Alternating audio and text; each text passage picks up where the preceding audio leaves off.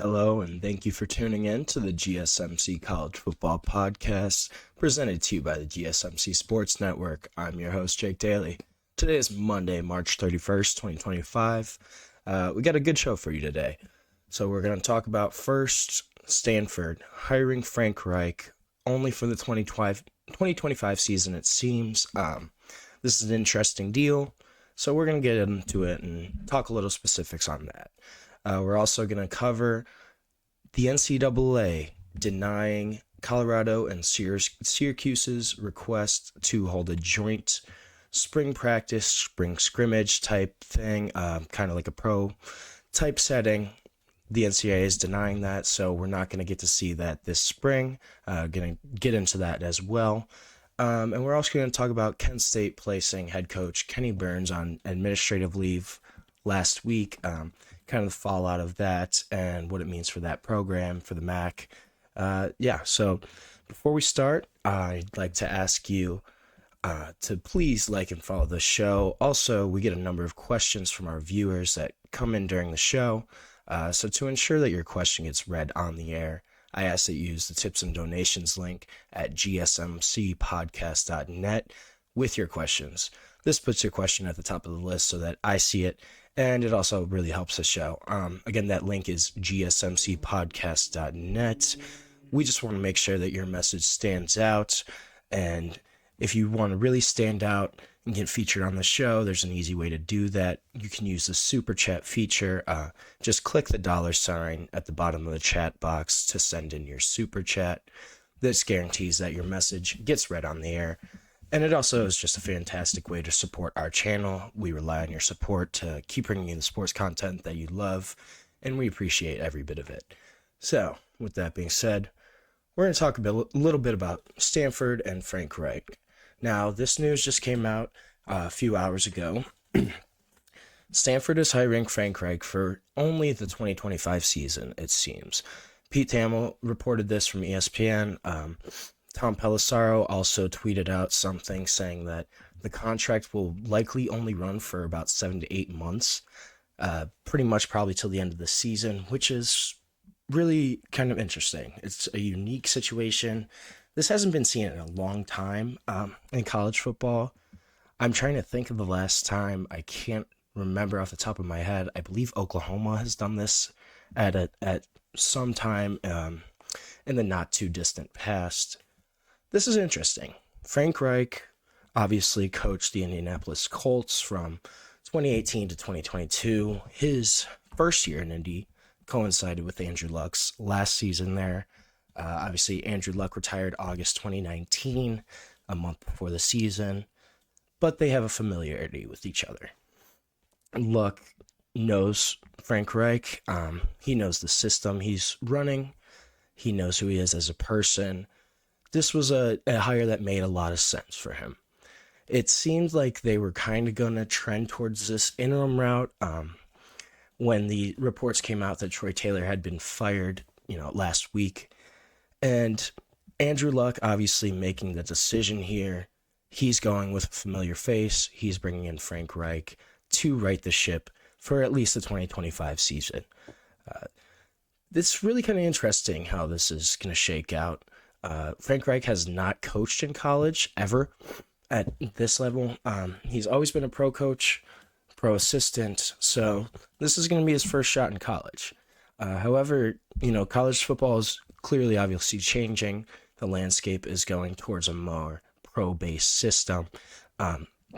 So Frank Reich coming in actually kind of does make sense if you're thinking about the portal and having to bring in guys and, kind of trending more towards that NFL model, an NFL style program. Frank Reich fits that. He hasn't been in coaching, obviously, since he was fired by Carolina in 2023 season. After his 1-10 start there, did not have a great tenure in Carolina. It seemed like he had some issues with owner David Tepper there. But regardless, he was out at Carolina. He was available for Andrew Luck to call, and Stanford needed a quick fix here. Stanford is starting their spring practices tomorrow on Tuesday, so they needed somebody to take the charge, take leadership of this program and take the reins. I think it seems that Stanford wanted a head coach who Luck was familiar with. That really seemed to be a big sticking point for at least this 2023 season, that Andrew Luck wanted a guy that he knows and that he has experience with. So Frank Reich sitting there, he's a guy that made a lot of sense for them. In a corresponding move, they're also promoting their tight ends coach, Nate Byam, to offensive coordinator. So I think that'll be kind of interesting to see. Is Frank Reich gonna end up calling the plays at Stanford? Obviously was an offensive coordinator before he was hired by the Indianapolis Colts as their head coach. He was on that Super Bowl winning 2017 Eagles team with Carson Wentz, Nick Foles. They had the great playoff run, but people forget Carson Wentz was putting up MVP numbers before his ACL tear in that 2017 season. A lot of people had him as the front runner for that award. He played really well under Frank Reich's tutelage, and then obviously had the ACL tear where Nick Foles came in, had that magical playoff run. But a lot of that was Frank Reich as the offensive coordinator there. Then obviously at Indianapolis, his 1 year he did have with Andrew Luck, that 2018 season, it was a really solid season. They ended up winning, I believe they went 10-6, lost to the Kansas City Chiefs in the divisional round, but again, had some success. Now, there is some issues with Frank Reich after that 2018 season, after losing Andrew Luck. He didn't win 10 games ever again as a head coach in the NFL. And it remains to be seen, was some of his success more based on elite quarterback play, or was it more based on, his scheme, his system, and what he can do? It's going to be interesting what happens here. I'm really curious on this contract and how it's kind of set up. It seems that Frank Reich is only going to be there for 7 or 8 months, and then Stanford is going to turn after the season to a full nationwide coaching search, which I wonder how this will affect their recruiting. Obviously, Stanford is a tough place to get recruits to come to, just in general. High academic standards, a lot of competition from other schools in California. You have powerhouses like USC that are going to come in and take those guys, especially with also Oregon on the West Coast competing in the Big Ten now. A lot of guys that are from that California area are being poached by Oregon too. So it's a tough place to win. Palo Alto is a tough climate to win in. And most of the time their focus is not on athletic success and not on success in football. It seems that they're trying to make a change there, obviously, with bringing Luck in last year to run the program. I think that their 2026 recruiting class is going to be the key thing to look at here. Frank Reich will only be here for 1 year. It's going to be a 1 year fix, and they're bringing in a new head coach. If I was a 2026 college recruit, why would I want to go to Stanford? There's no head coach in place for the future. It's not a place where NIL is driving the conversation. It's not a place that NIL, you're really going to get a lot of money. You could probably get some more money from other programs, especially as a high school recruit coming out, a talented one. So why would you go to Stanford? It doesn't really make a lot of sense for recruits to go there with just the turnover and instability right now.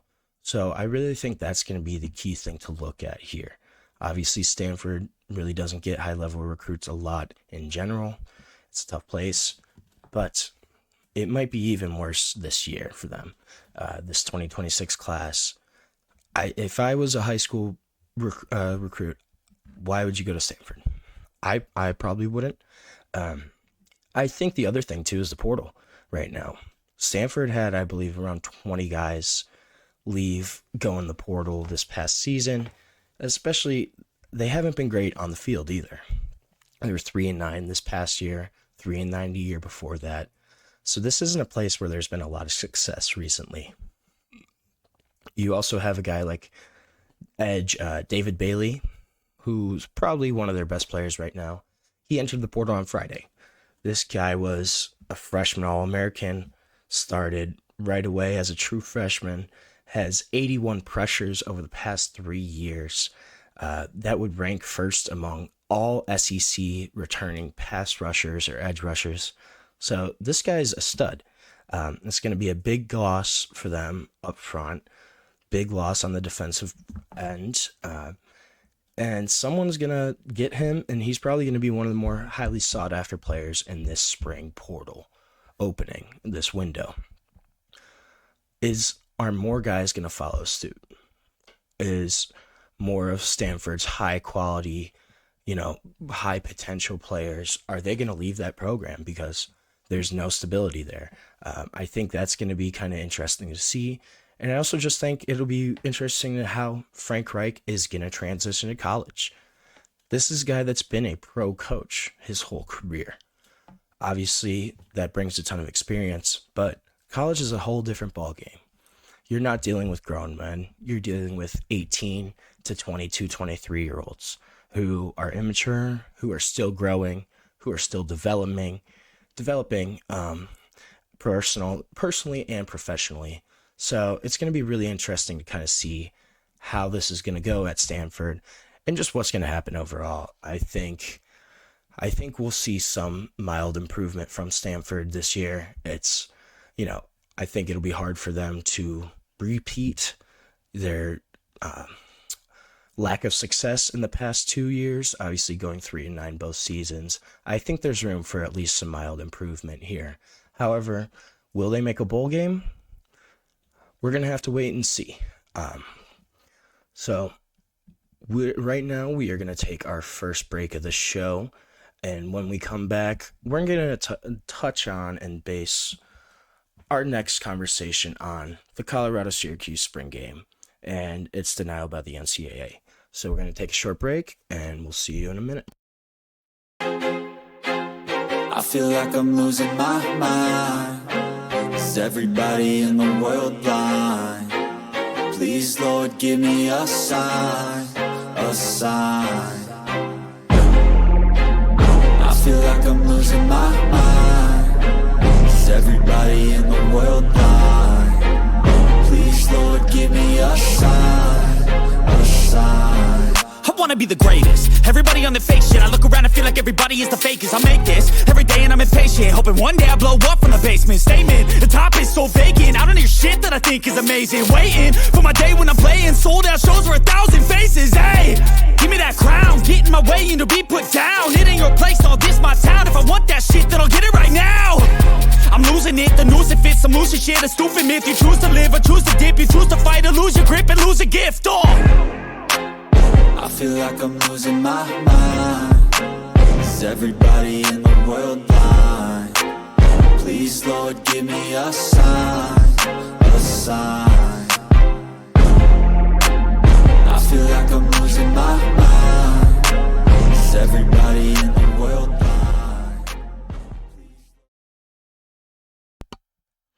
Welcome back to the GSMC College Football Podcast. And before we get started on our next segment, I would just like to remind everyone, if you've got a question during the show, we want to hear it. Your input is a big part of what makes this show great, and we thrive on your energy and your insights. Whether it's a quick comment, a thoughtful question, or just an opinion that you have to share, don't hesitate to drop it in the chat. Now, if you want to make absolutely sure that your message stands out and gets featured on the show, there's an easy way to do that. Just use the super chat feature. Just click the $sign at the bottom of the chat box to send in your super chat. This guarantees that your message gets on the air, and it's also just a fantastic way to support our channel. We rely on your support to keep bringing you the sports content that you love. We appreciate every bit of it. So go ahead, let us know what you're thinking, hit that super chat button, and let's keep this show as interactive, as exciting as possible. If you prefer, you can also go to gsmcsport.net to tip donate and leave a comment or question there. we couldn't do what we do without your amazing support, and we're so thankful to have you as part of our community. All right, now we're going to talk about Colorado and Syracuse. So obviously I touched on this a little last week, earlier in the week, but this spring game was denied by the NCAA earlier this week. The Oversight Committee came out, said this wasn't going to happen. Background of it, Colorado and Syracuse wanted to play each other in a spring scrimmage rather than having individual sessions during the spring. Petitioned the NCAA for it. The NCAA rules around having joint practices in the spring are kind of confusing, kind of vague. I think probably a little purposefully vague. But it came out yesterday or the other day that this request was denied by the NCAA. And they cited three main factors in opposing this waiver. Their first one was that the late timing of just the practice, as you know, most teams and most programs, they already have a set schedule. They already have their spring games lined up. They already have their spring practices lined up. Some schools may have already completed or just been in the process. They've already started their spring games or spring practices. And they basically said that this late timing would kind of be unfair. You know, these schools have already scheduled all of this before, and, you know, to try to have this a week or two after this petition, I believe they wanted it around April 10th or April 19th. I'd have to double check those dates. It was one of those two, I believe, though. But, you know, that's only a couple weeks away. And the NCAA said that that was not enough time. That was unfair to other teams, other programs who have already had their things scheduled, their sessions scheduled, or maybe even completed them. So that was their first reason. Their second reason was that it would give them a recruiting advantage, as other programs would not be able to hold a similar type scrimmage this spring. Kind of ties in with the first one, you know, of scheduling and conflicts with that. I think it's kind of interesting that they're saying it's a recruiting advantage. I could see where that's coming from. Just obviously having a joint kind of scrimmage, NFL type practice against another program is interesting. And obviously it's not done in college. So I could see it being a quote unquote recruiting advantage for these two programs, because they are putting out a product, a game, a scrimmage, a practice, whatever you want to call it. They are putting out something that other programs aren't. If this was to go ahead and go forward, it would have been the only thing like it this spring.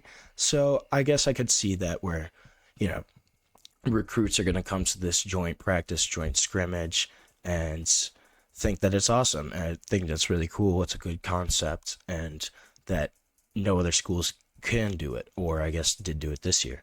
So I could see where it could potentially be a recruiting advantage.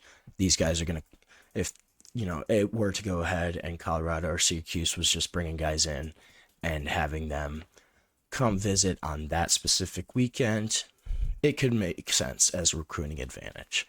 And then the third reason was the potential academic impact for athletes just missing classes to participate in these practices and scrimmages. It is a reason. It's certainly a reason by the NCAA. I wonder how much that's a true reason, or how much it's just the NCAA's political answer.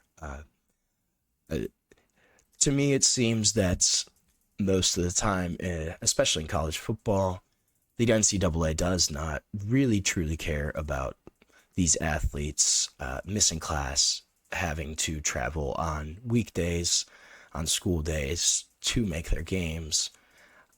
I think that's kind of interesting that they're going to say that the potential academic impact for athletes missing classes is a main reason for them to not have this joint type spring game.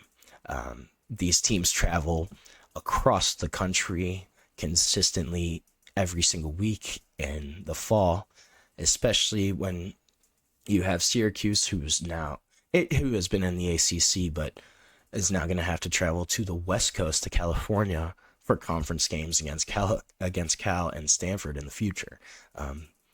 Syracuse has to go across the country for some of their conference games, especially in other sports. So I don't think that's a great reason for the NCAA to say that this spring game doesn't count, because these teams do this all the time.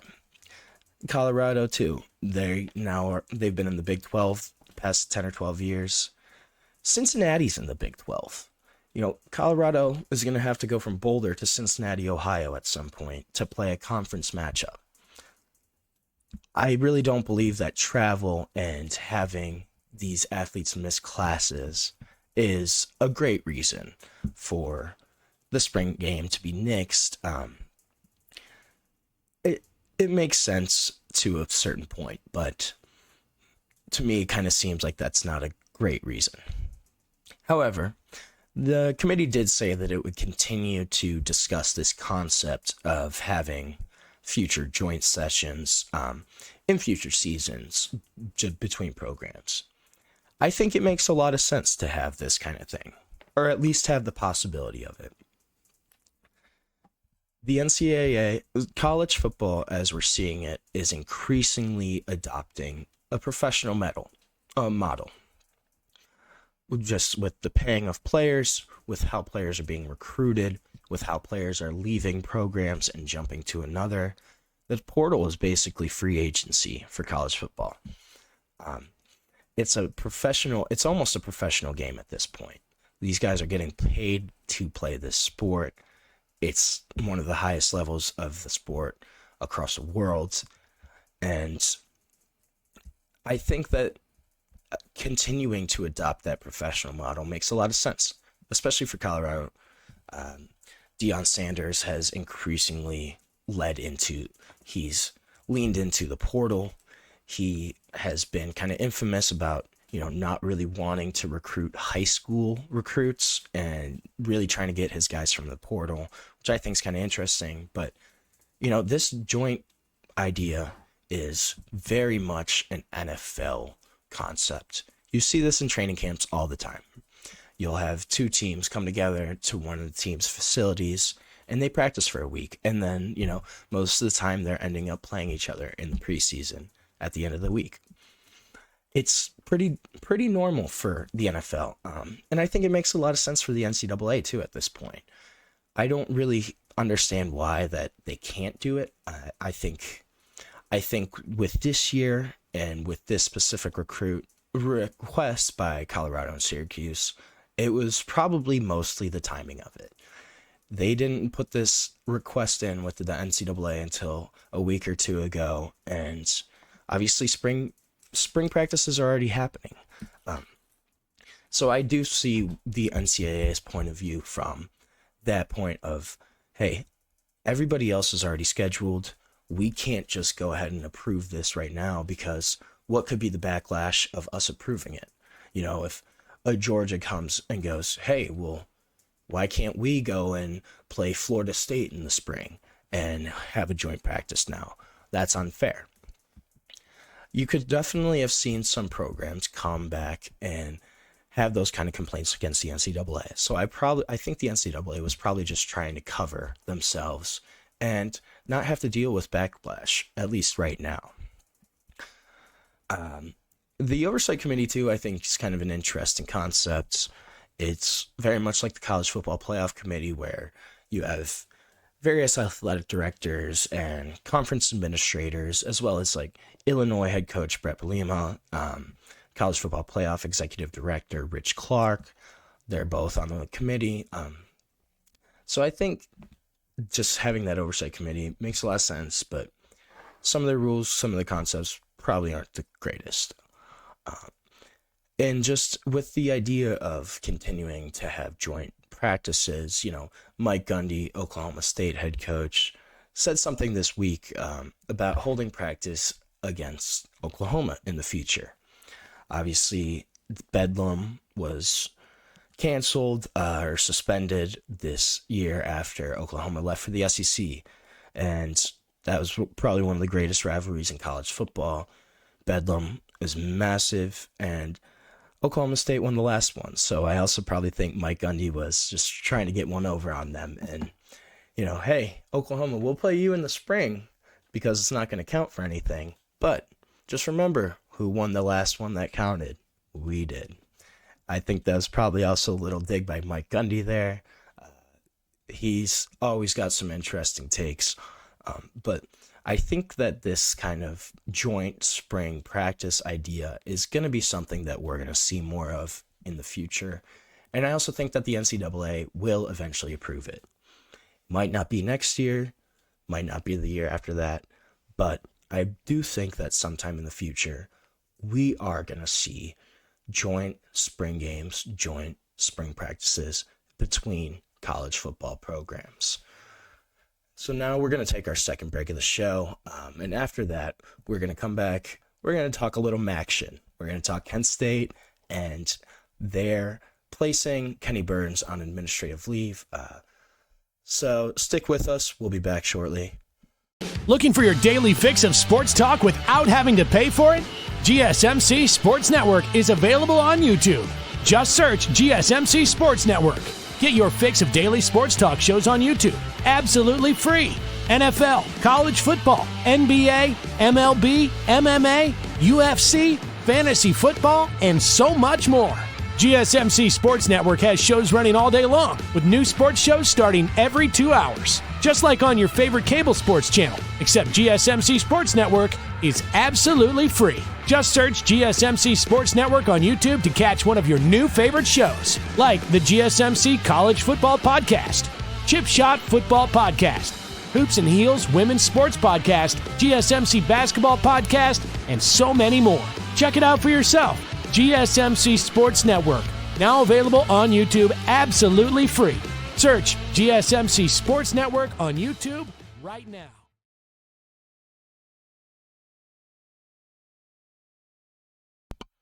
Welcome back to the GSMC College Football Podcast on this Monday, March 31st. And so after covering some of the spring games, as well as Stanford's situation, we're going to switch gears a little bit and talk a little Maction, talk a little Kent State, and their placing of Kenny Burns, their head coach, on administrative leave last week. This was an interesting one. You really do not see firings or suspensions at this time of the year, just leading up into the spring, trying to ramp up before the season. You really want to have your head coach in place. Yet, Kent State makes the decision to place their head coach, Kenny Burns, on administrative leave with pay for indefinite time frame. Not sure if he will come back. It kind of sounds like they're trying to distance themselves from Burns with just what I've been reading and what I've been hearing out of Kent. But so Kent State does not have a head coach right now. Their offensive coordinator is going to take over, Mark Carney. He will run and direct on-field activities at this time. But this is kind of interesting. The school is not really giving a reason. The Athletic wrote a piece on this. They contacted Kent State, and the school would not give an official statement, an official reason on why Coach Burns was placed on leave. It's not really sure why yet. It is true that Kenny Burns has not been successful at Kent State. He's been their coach for 2 years.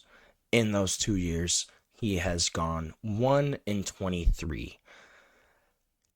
Not great. Not great at all.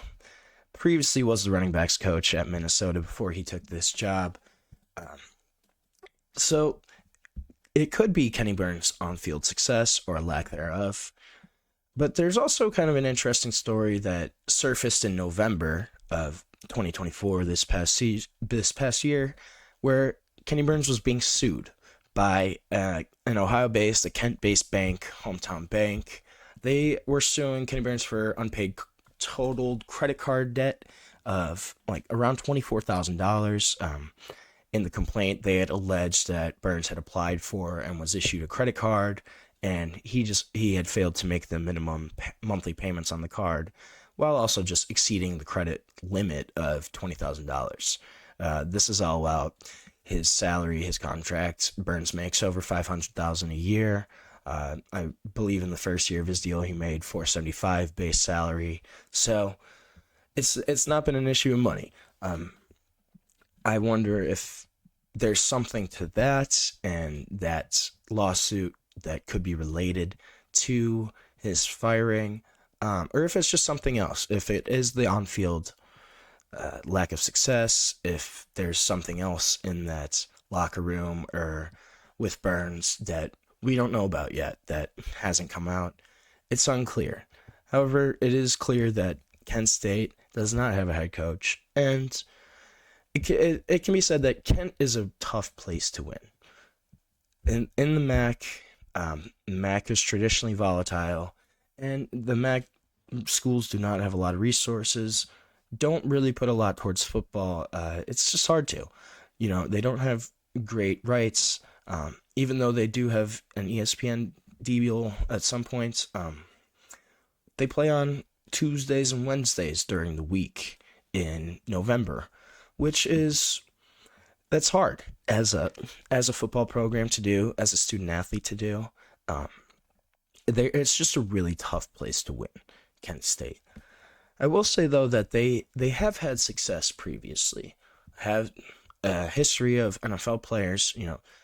Josh Cribbs went there, James Harrison went there. Obviously, Antonio Gates played basketball at Kent State, wasn't a football guy, but it's a hard place to win, though. The MAC is a year-to-year conference champion for the most part. Also just lost Northern Illinois, which was a really solid program for them. They're going to the Mountain West. So they're kind of in an interesting spot right now. I also believe that Kenny Burns was put in a really tough spot from the start. He was hired to replace Sean Lewis, who actually had a really solid run at Kent State. He went to 2 bowl games in his 5 years there, won one of them, and that's pretty successful there. He was around 500, just a couple games under, I believe. I'd have to double check the actual numbers, but he was around 500 at Kent State, which was really impressive. However, when Deion Sanders got hired at Colorado, Sean Lewis left to become the offensive coordinator under Deion for his first year there. He parlayed that into now being hired as the San Diego State head coach. So Sean Lewis is someone who has been on an upward trajectory. He probably wasn't going to stay at Kent long anyways, but that loss and his departure really threw Kent for a loop. So Kenny Burns had it tough coming in. He was replacing a successful coach there who had done stuff with that program. That's hard to do. I also think that Kent in general and the MAC overall has really been rocked by the transfer portal. Obviously, I think that's a conference where you see your standout players want to go somewhere else. Those guys that are going to be 1,300, 1,400 yards in the MAC, as a rusher or as a wide receiver or whatever that is, they're going to go into another major program. And that happened with Kent State, too, after Sean Lewis. Head coach leaves, and pretty much all of their starters leave, too, especially on offense. They lost all-MAC quarterback Colin Schlee to UCLA. Dante Cephas left for Penn State. Devontae Walker also left, and so did Marquez Cooper, who was a 1,400-yard rusher. That was the vast majority of Kent State's offense, their offensive production. So these are big losses for this program. Kent, it's going to be a tough place to win. And I think what they're going to do, I'm not really sure. I doubt Kenny Burns comes back right now, just from the sounds of it, but you never know. There could be some kind of reconciliation. There could be just, hey, you're going to come back next month. We want to take some time, you take some time, and kind of regroup, recuperate, figure out what we're going to do next, calibrate this program. It's also very possible that they say, hey, Kenny, sorry, there's the door. In that point, who takes over at Kent State? It's unclear. I think it's probably likely that you see another Burns-like hire where you have an assistant at some kind of major program, like a Power 5, Power 4 program where, maybe they're a position coach or a young up-and-coming guy that wants to take that job. That's probably what Kent's looking at right now. However, it's going to be tough for them. It's going to be a tough year probably for Kent. Especially, it seems that Akron has leapfrogged them at this point. Before these past 2 seasons, Akron had really kind of been where Kent State was, only winning 1 or 2 games in the previous seasons before that. And it kind of seems like they've almost flip-flopped. Akron's been having a couple seasons that have been better in the past year or 2, whereas Kent State has really fallen. So, obviously, the MAC is pretty volatile, but if there's a hire that they make that, they decide to kick Burns out and try to go in a new direction, it's very possible that they make a good hire and kind of get back on track. But right now, Kent's in a really tough spot. And I also think the MAC is in a tough spot in general. Their programs, obviously, most of them based in Ohio, Indiana, Illinois, a couple ones, Michigan, but they're all pretty small schools, and they're not gonna end up getting a new TV deal anytime soon that's, as lucrative as they want. A lot of these schools are struggling right now financially, just overall as universities, and especially as for football guys. Like I said earlier, if you're an all-MAC performer, you're probably going to leave the MAC the year after. And it's going to be really tough for these schools to navigate, especially Kent State. So it remains to be seen whether or not they're going to try to hire somebody for this upcoming season or just leave it on an interim basis. But we're going to find out. We're going to find out soon enough what Kent's going to do here and kind of how their season's going to go. I don't really believe that Kent's going to have a great year here. I think it's really difficult to imagine them winning more than 3 or 4 games, but you never know. Maction is a crazy thing.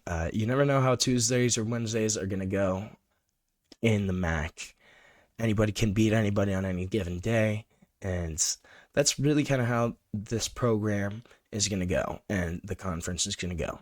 So, it remains to be seen what happens with Kenny Burns at Kent State, but we're going to find out soon enough. So, obviously, we kind of talked about a couple different things here. Troy Taylor out at Stanford, Frank Reich in. That's going to be a really interesting job and just kind of how we see that take place and transpire. Frank Reich, having no college coaching experience up to this point, is now taking over a program and a power conference program. It's going to be interesting. It might be a bumpy ride, but you never know. There's a lot of room for improvement at Stanford, and Frank Reich is going to be a veteran guy that will lead them in 2025 before handing the reins over to somebody else in 2026. And unlike Frank Reich, Colorado, who just locked up Deion Sanders, will be around for a while. I think they're really going to try and push this spring game idea again. Obviously, Syracuse was in on them with it. I think Colorado was kind of the main proponent of this, and I can really see Deion trying to push this forward next year and even into the future seasons. Obviously, a lot of the NCAA's reasoning was timing with this decision, but I think Deion's going to keep pushing it. I honestly think he's not going to be the only one. There's going to be more programs, more teams that are going to try to push for this dual practice, this joint scrimmage idea. You already saw Mike Gundy try to do it with Oklahoma. He made comments earlier this week about that. So I think that's going to be something to watch in the future. And then too, with Kent State putting Kenny Burns on administrative leave, that program's already been in a tough spot, just makes it even harder for them to compete right now. It remains to be seen what's going to happen with Kenny Burns, but whether he's going to end up coming back from leave or end up leaving there permanently, we're going to find out though. Mac's a tough place to win, and Kent State has had 2 really tough seasons this past 2 years under Burns. So whether he comes back, whether he doesn't, there needs to be some improvement at Kent State.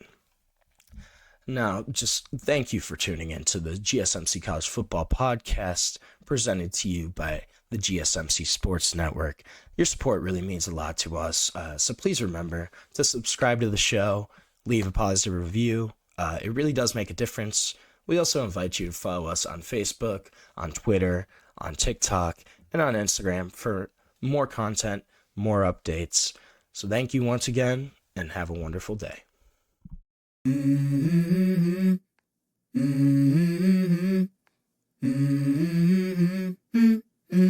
Let's go. I wake up to a little bit of drool on my pillow, feel like it's gonna be a bad day.